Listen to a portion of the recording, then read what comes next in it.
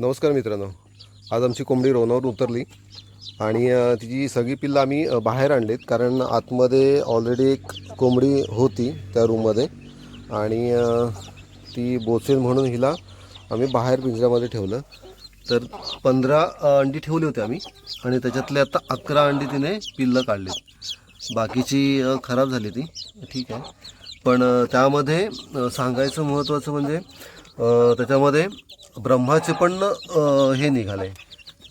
ब्रह्माचं एक 2 पिल्लं निघाले, तुम्हाला दाखवतो मी. कारण त्याच्यावरती त्याच्या पायावरती पण पिसं आहेत चांगली, म्हणजे ब्रह्मासारखीच एकदम सेम, म्हणजे मिक्स ब्रह्माची झाली. हे बघा, हे बघा इकडे